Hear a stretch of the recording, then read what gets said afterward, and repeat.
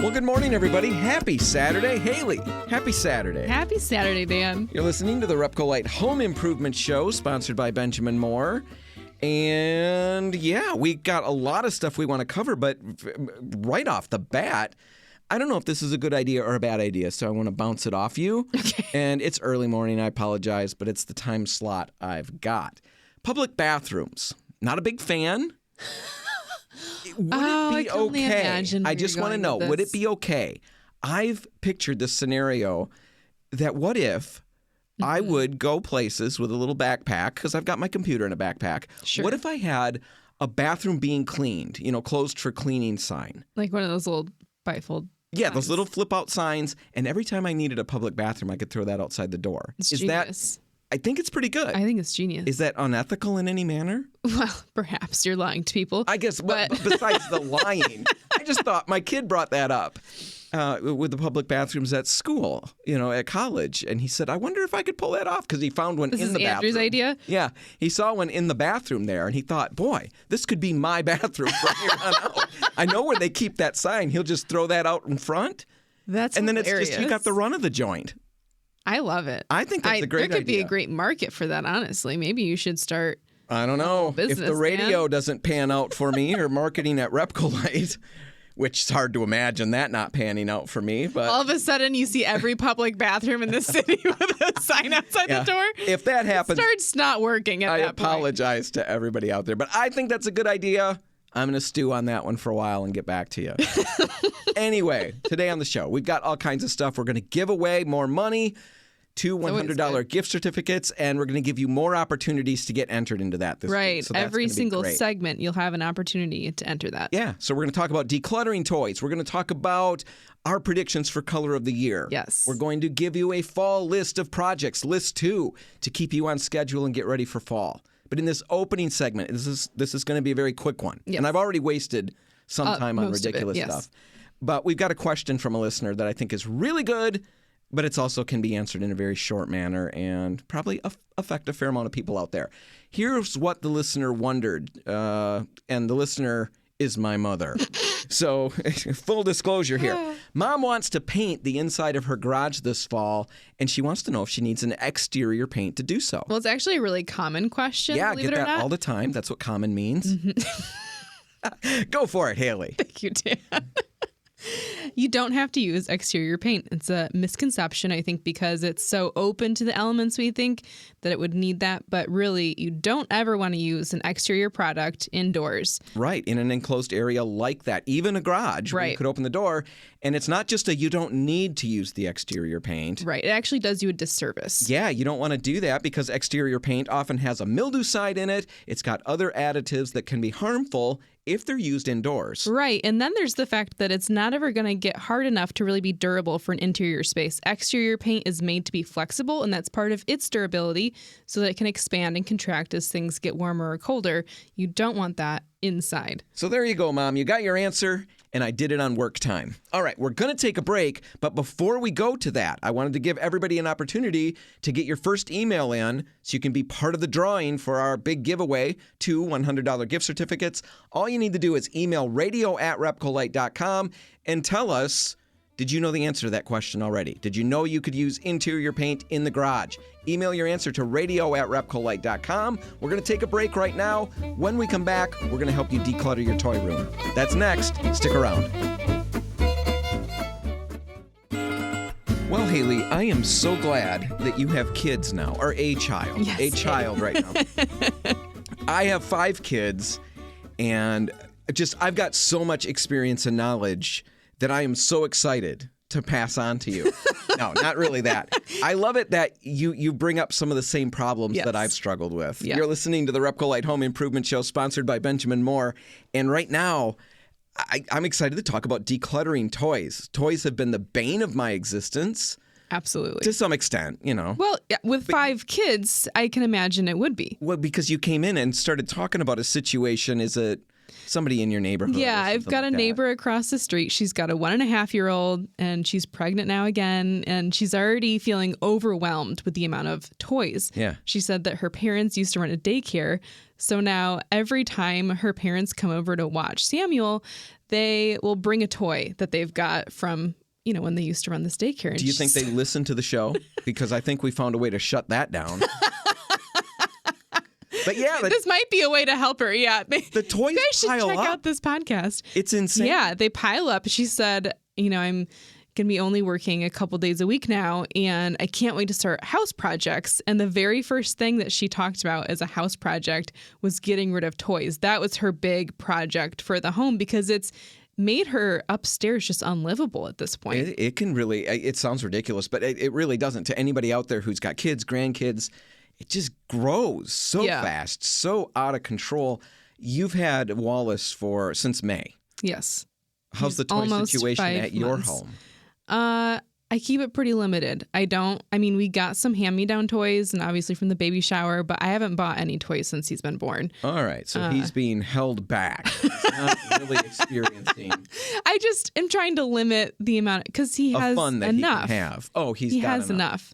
And I'm really trying to resist the urge of like, oh, that looks cute or that looks fun. And I'll just add it to the collection because I'm trying not to have the situation where nice. I can't enter a bedroom. I think that's, you mean well, and good luck. The thing is, you're heading into Christmas. Yeah. Birthdays. It's easier to do now when he's a baby, too. What kind of, but when you don't have other people buying, then you're okay. But wait till Christmas hits. Oh, yeah. We would come home with just baskets of toys. And I don't even know where to go with all of this stuff. It gets crazy and it gets crazy fast. So it's overwhelming. Yeah. We wanted to talk about that and basically talk about some ways around that out of, digging out from the toy clutter and things like that. We found a great article from Elle Penner. She blogs on a website called Modern Minimalism. I'm going to put links in the show notes. There's a lot of great stuff on this blog. Yeah. And we're kind of borrowing some of that stuff and wanted to tell you, definitely go check out the full article because she's got a lot of great information. And she starts this particular article, focused on decluttering toys and that with some benefits, some reasons, proven benefits, why simplifying your toys is good. And some of these, just quickly, they make a lot of sense. Your kids are going to feel less stressed. Right. Yeah. Because clutter, any kind of clutter, whether it's toy clutter or anything, is going to add stress to your life. It ups the cortisol levels, and that's not good for anyone. Well, there's just always something to do. I've got a bunch of stuff on my desk. It's hard to stay focused on any one task. Right. Exactly. Decluttering helps with that. It makes a lot of sense. I love this one because it's so true and it so speaks to my own needs and concerns. If I can declutter and minimize the toys that the kids have, I'll spend less time picking up every day, right? Yes. That's perfectly valid and very practical. Well, and it fosters creative and independent play, too, because they're able to focus on just one toy. They're not overwhelmed with the amount of options that they have. They'll spend more time with each toy and I think be more satisfied. Another thing that she's got on here is kids value and care for their toys more when there's fewer of them. Yeah. They're very precious and dear at that point. Yes, exactly. These are the kinds of toys that they will fight over and they will bleed for. So if you don't have enough of that in your home, enough fighting over toys, try removing a few. That will definitely up the game. And it might, if you don't have television or something and you're looking for entertainment at night, you can't get animals and have them fight. Toy duel. Yeah. That's wrong. But you could have your children fight over toys. So minimize the toys. That might help. All of that sounds good. And, not all of that. Part of that was obviously ridiculous. So I don't want to be reported for that. But a lot of that makes sense and sounds good. Let's talk about how you do it because that gets a little trickier. And then at the end, we've got some tips from this blog about how to keep your home uncluttered. Yes, exactly. And that's important. That's hard too. So let's start with some ways to declutter. And step one is really simple, but it makes a ton of sense. Watch and reflect. Yeah, just watch your kids play for a week and make notes as to which toys are played with the most and for the longest periods of time, because you don't just want to get rid of a bunch of toys and then have toys that they'll only play with for a couple minutes at a time. Yeah. You want these toys to be something that they'll really spend time with and that fosters that independent and creative play. Right. This sounds ridiculous, but it really does make a lot of sense because it will help you. A lot of the times there's a lot of toys that have a lot of value. and we feel like, boy, I'd hate to get rid of this. But pay attention to what the kids grab, what they play with, what they spend time with, which ones are super important, which ones are ignored. Make notes. Just spend some time taking that information in. And which one are outgrown, too. Exactly. Good intel will help you move ahead. Yeah. All right. Step 2 is going to be sorting the toys. Oh, boy, is it getting fun now. You get to watch at first, but now you're really moving into the down and dirty stuff. And really what she's recommending on this particular blog is to declutter by category. Yeah, I like this. It kind of helps it feel less overwhelming when you do have a bunch of toys that you're just staring at piles of. But it also puts it in perspective. Well, yeah. Because what she's saying is get everything in one place. And that makes it easier to pick out which are their favorites and stuff like that. Yeah, she talks about like if you have 12 stuffed animals throughout the entire house, that might not seem so bad. But when you've got 12 stuffed animals all in a pile in the living room, now it feels ridiculous. Right, because that's the other benefit. You see the excess. Yeah. And we definitely had that. Stuffed animals everywhere. When we put them all in one place. Yeah. I remember doing that. And I brought all the children in. And I said, look at this. There are 47 stuffed animals. Oh, my gosh. 3 of them get played with. And you know what works really well? You tell them that 44 spend every day crying because they don't have anyone to play with them. That's so sad. Right. So then they went on some kind of schedule and took turns playing with each one of these, and we couldn't get rid of any of them because then they'd be sad. So you got to be careful with the mind games you play. But anyway, get them all by category and sort them together that way. Get them all in one space so you can see what you've got. And the categories she's recommending are things like baby toys. Get those all together. Dolls, stuffed animals, get those together. The building toys like Legos or blocks or something, figurines, games. All of that stuff. Get it together so you see what you've got. That's the second step. The third one is now literally to declutter. Right. And what she's recommending, and I think makes a ton of sense, is to declutter one category at a time. Yeah. And gather your supplies, get some garbage bags, get some boxes, couple rags so that you can clean the toys as you're doing this if they're going to be donated. The tears of the children, right? All of those things. You'll need rags for that as well.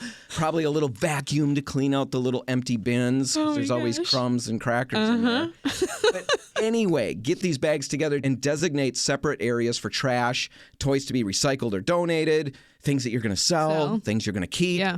And basically, as you're going through this decluttering business, you're going back to those questions and those notes that you made when you were observing. And you're finding the toys that are needed, the toys that they absolutely love and have to have. And which ones aren't being used. Yeah. And make sure you set the boundaries. This is another really good way to do this. Yeah. And you could do that by limiting yourself to X number of stuffed animals. Right. So if you have 47, how many do you get to keep? You get to have 3.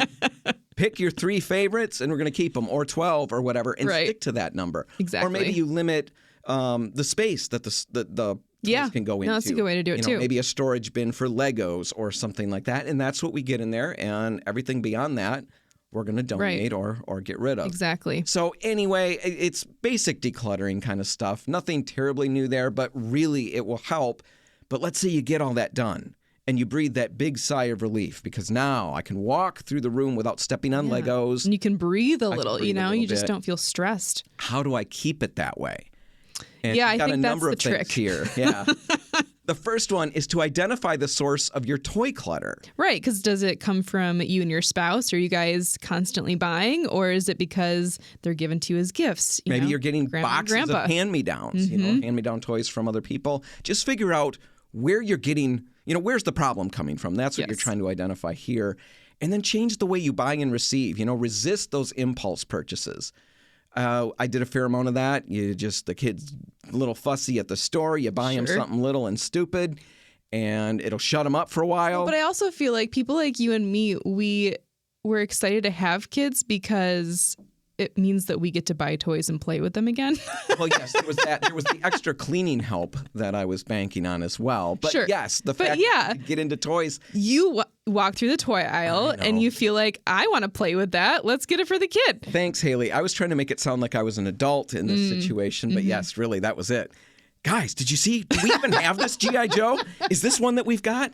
Dad, we don't need another one. I think we need another one, Yeah, you could be the problem. Identify where the problem is and change that. Yes. Right? Learn how to decline boxes of hand-me-down toys from people. They mean well. Right. But maybe you can... But you don't need to be drowning in toys either. Right. I'm socially awkward, so I'm not going to give any advice about how to politely decline gifts from other people. Well, you could always take the hand-me-down and then immediately donate them.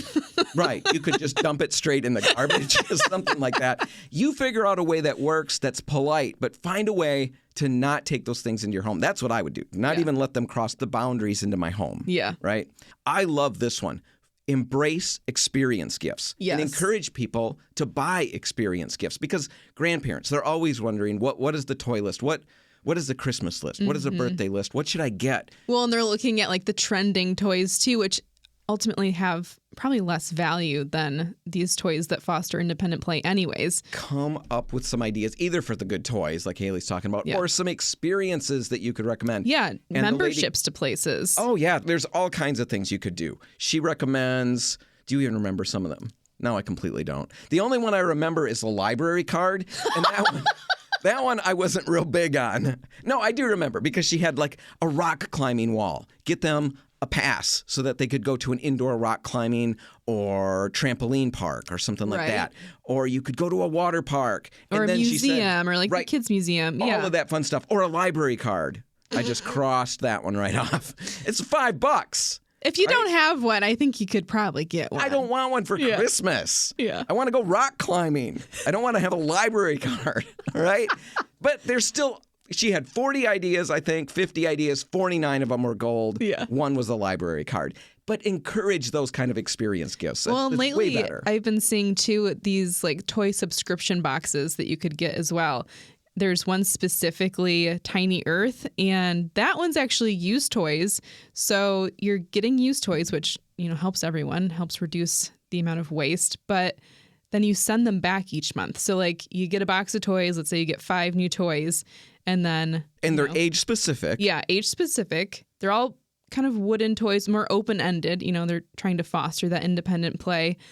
But then at the end of this 60 days, you send those toys back and you get a new box. Do I have to wipe the goobers and stuff off? Because I've watched kids play with toys. They go in places that they shouldn't. They say that they have a rigorous cleaning that they do before they send you toys. So I don't have to clean them off when I send them back. No, you don't have to. I guess do if that. I They want to do be it. a nice I mean, you person, could. I might Yes. wipe that clean. Maybe smear jelly on it before you send them back. Make sure they've got a job to do. Out of little Caleb's nose and throw it straight in the box. I'll actually wipe it off before I put it straight in the box. That would be nice. But you play with the toys. Oh, your kids play with the toys, and then you send them back. And they clean them up, and they send those to new kids, and you get another Well, and you set. get to shop for which ones you want to be sent, right? So you get to go through their big catalog of toys, decide which ones you want, every 60 days. But then you've got rotating toys, so you're keeping things a little fresh, and you don't have a ton of toys piling up. It's very interesting. We'll put links in the show notes. I'd never heard anything like that. You brought it up, Haley, and I thought it's worth talking about. Yeah.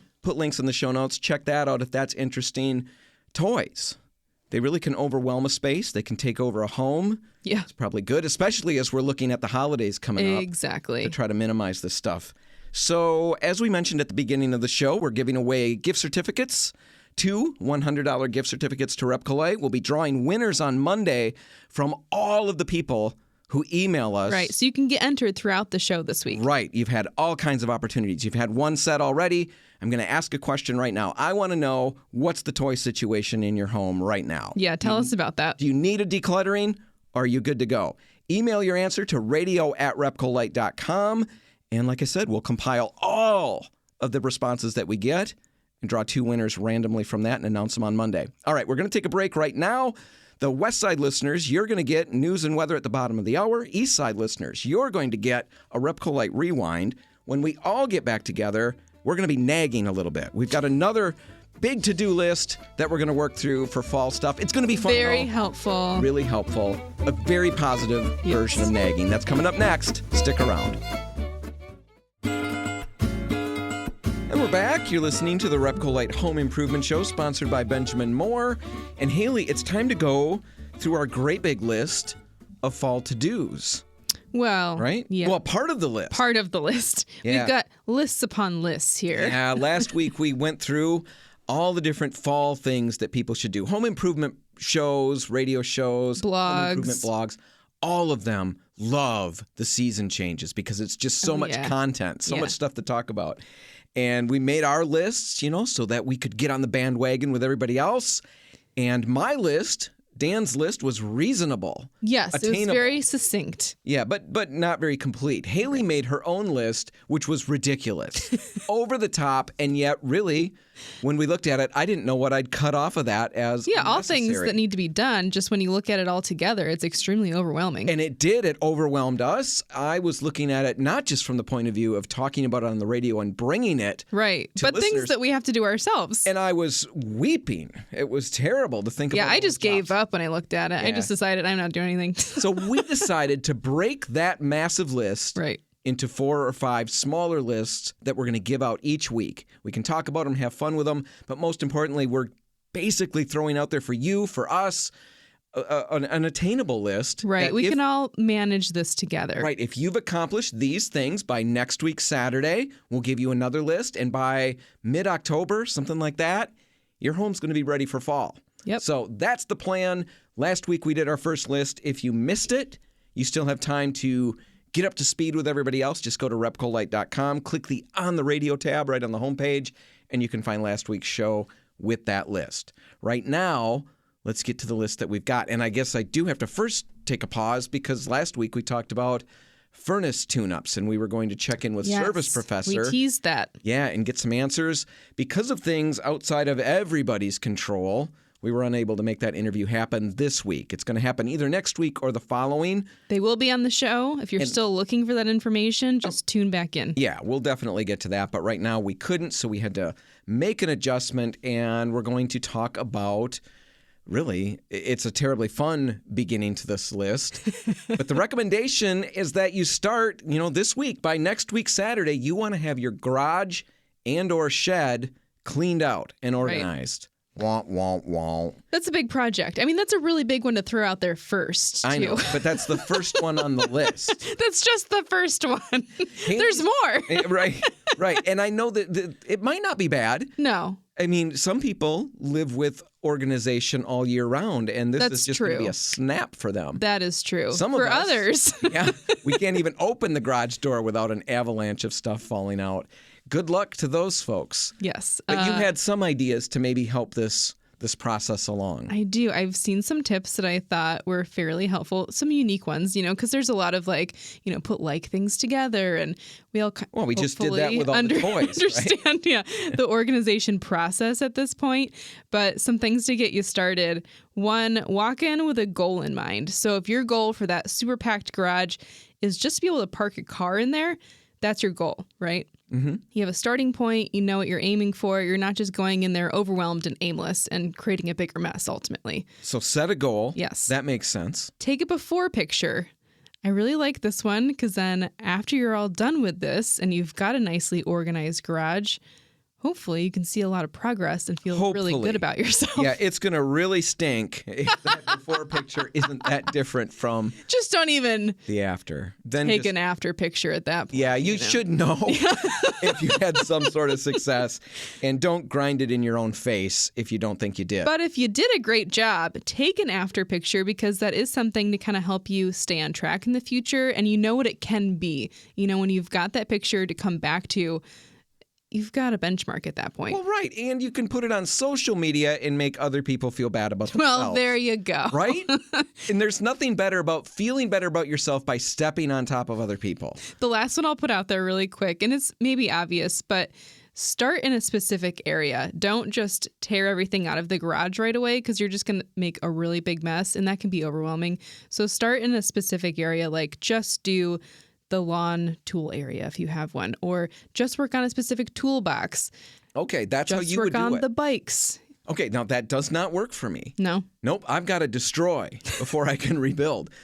No, it's the big mantra at the house. First, children, we have to make a bigger mess before we can get this one cleaned up. I have to get it all out, and I got to just see what I've got and then establish that. Now, really, what we should have said right at the very beginning is the whole reason you're doing this. Yes. It's not just a random job that we're assigning for fall. I've got to do this in my home because I've got to get the summer stuff and get that stuff to the back of the garage. I've got to get the winter stuff that's buried right now. Right. up to the front. And I've got to be able to see what I've got. I've got to have it be accessible and all of that. That's the reason we're recommending this shed/garage cleaning. Well, and it helps you take stock of what you have, like you pointed out. Well, that's the next step. That's the next checkpoint on this list is to take stock of what you've got. So if you have, a shovel that you still need to replace from last year, now is the time to do that before snow starts, before the lines start. Well, right, because I'm sure other people have seen this. This is one of my favorite things from social media that I've ever seen in all of my life. I think there was an assignment. This was just somebody in the U.S. Yes. Their kid was given an assignment. And if you've all seen this picture, I apologize. It's worth it, though. They were given the assignment that the little kid in school had to draw a picture of what his mom or their dad does for a living, right?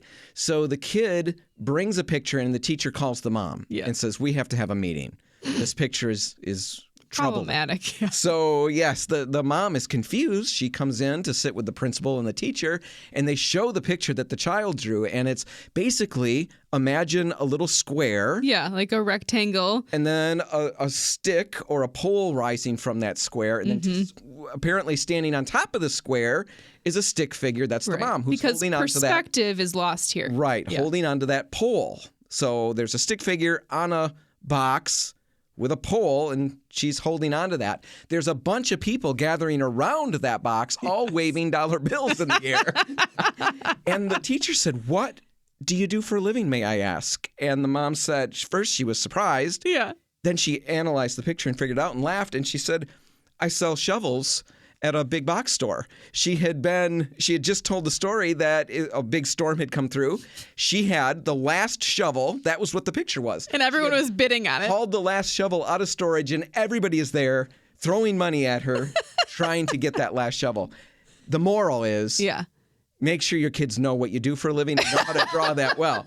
The second moral is that once we get snow, it's all over. of these things fly off the shelves. Yeah. Make sure you've got yours figured out right now, way before there's any snow. You can order them if you've got to. You can get down to the store and get them. So get that stuff figured out. That's why it's really nice to get that garage cleaned out. Also, you can make sure your leaf blower is ready and working. And working. Because the leaves are coming.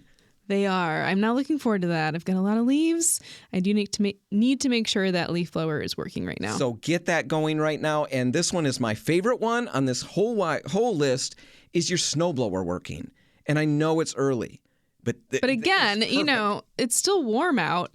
That's the thing. I did this last year. The previous year, I did not check my snowblower, and it limped all through the year. There was something wrong with it, but it was too cold. I didn't want to mess with it, and I kept getting snow. I just didn't want to take it out of commission for a while, and I just made it work all year long. Last year, I got on it in October-ish. I knew what the problem was, got all the parts ordered, got it fixed, ready to go. And it was a wonderful winter last year. I was so excited when I had snow to snowblow. That's how perfect it was. So check yours out right now. You don't want to fill it up with gas and then leave it sitting. So put enough gas to get it started and then run it empty again. But make sure it starts. Make sure you do your oil change if you've got to do all of that, if you didn't do it at the end of the season last year. If you do have to repair it, you've got time to figure out the parts. Get it in for service if you need to. Exactly. Not everybody wants to do the repairs. Not every repair can just be done by every person out there. So you've got time right now. If we wait, all of these shops fill up. That was my problem. Yeah, exactly. The first time is just there was nobody to even work on it. Yeah, so now you've got to try to figure it out in the cold, or you just limp along. Absolutely. So get on top of that stuff. Now's the time. We're going to put this list in the show notes so you can check it out and work your way through it. Next week, we've got another list coming up.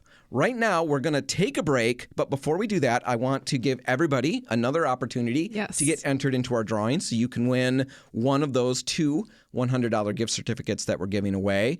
And all you need to do is email us, radio@repcolite.com, and what do we want answered?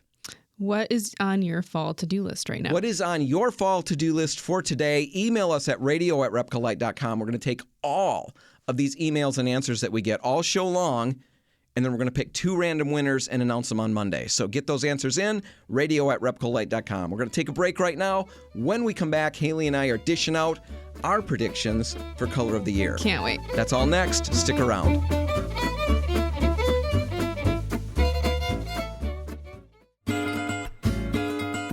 Well, Haley, it's time for our Color of the Year predictions.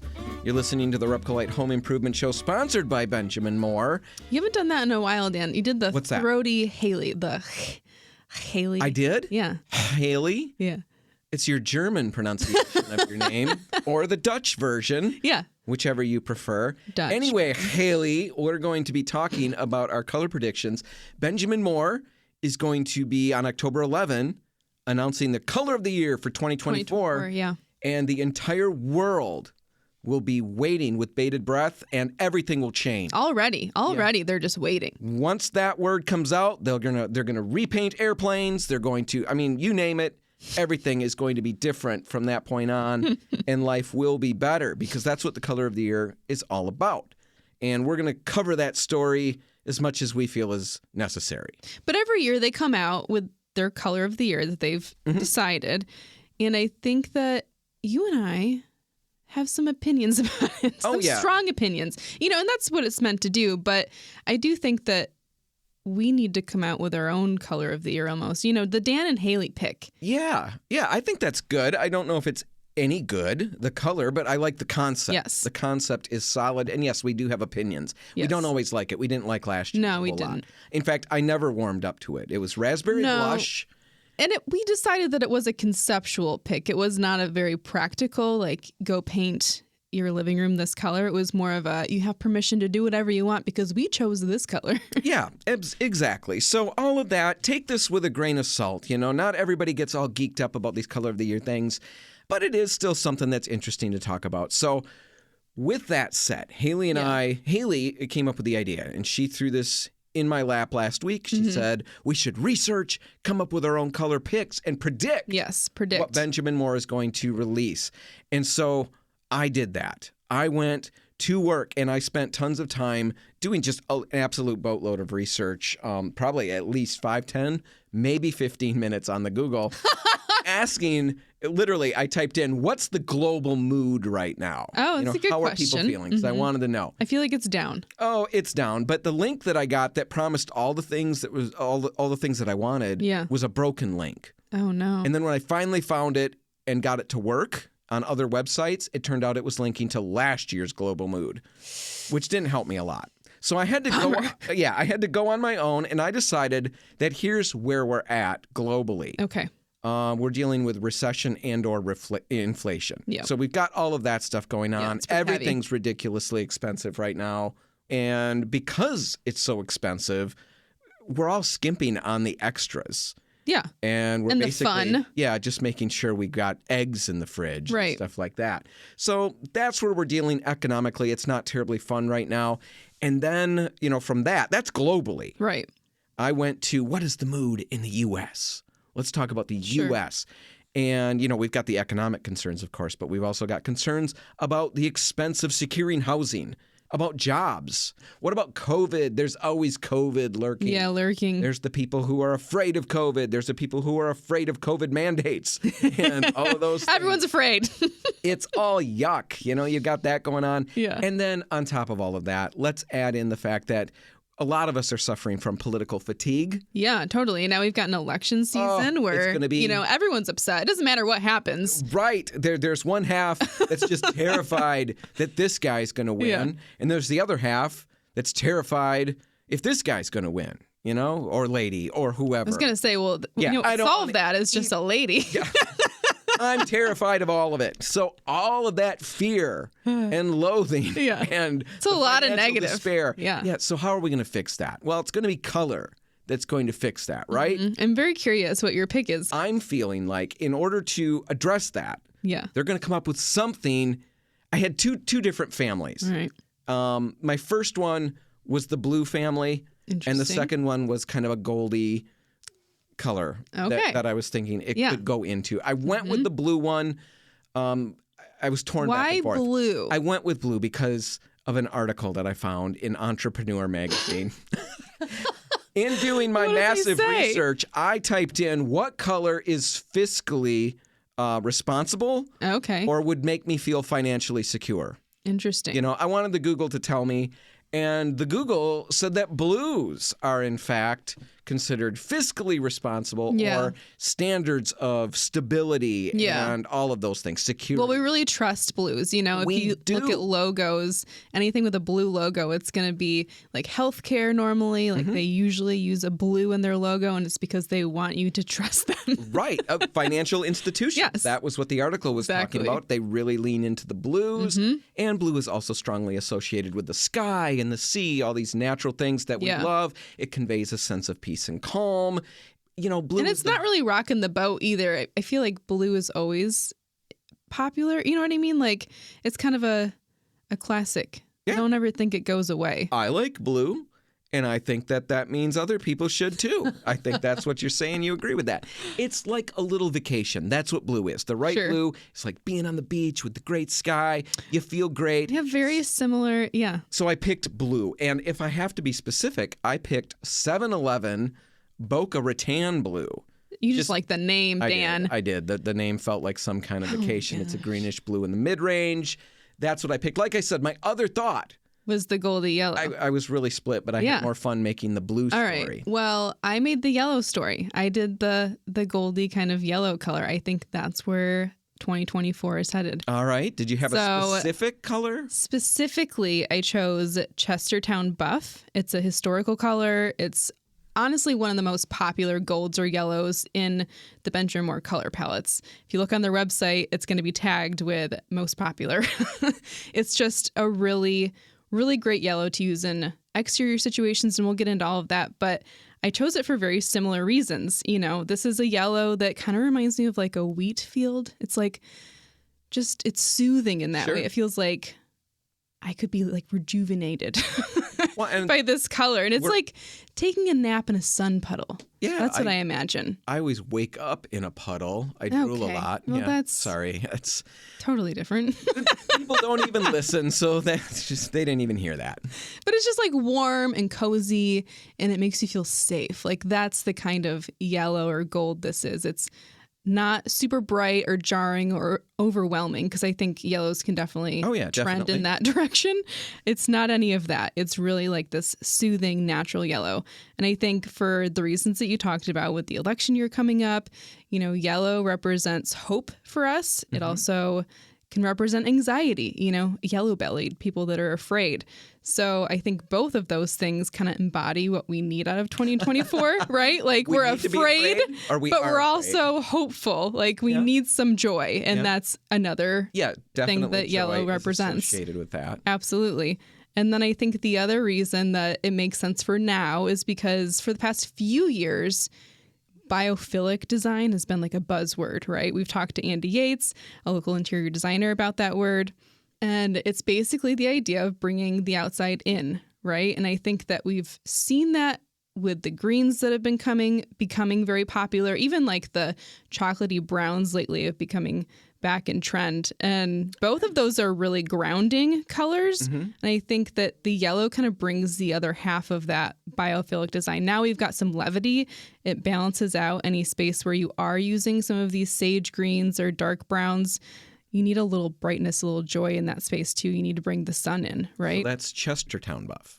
Yeah, and I think that this is a color that's really great for cabinets. We've seen green as a cabinet color lately. I think yellow can replace that. It's a really natural feeling color for any kind of woodwork, really, because it kind of emanates some of that natural wood tone. So it makes sense on cabinets for wainscoting, for trim, but it's also perfect for an exterior color. This is one of those yellows that's going to scale really beautifully. And I think that, you know, a Cape Cod or like a little craftsman bungalow, it's perfect for even front door color. So All right. So Haley's pick, Dan's pick. We want to know what your pick is. Email radio@repcolite.com, and that's your question for this segment. What do you think the color of the year will be? Get your email out there, radio@repcolite.com, and we'll pick winners from all of the emails that we received all show long, and we'll announce those winners on Monday. 2 of them. Each one will win a $100 gift certificate to RepcoLite. All right, that's all the time we've got. We're going to have to wrap it up. If you want to catch this one again, you can find it online at RepcoLite.com. Just click the On the Radio tab right on the homepage. You can check out this segment, and you'll get the fall projects list, the second week's worth. And if you go back and look at last week's show, you can get the first week's list to make sure you're all on schedule, up to date, ready to go for fall. All right, whatever you do today, make sure paint's a part of it. The RepcoLite stores are all open, waiting to help. I'm Dan Hansen. I'm Haley Johnson. Thanks for listening.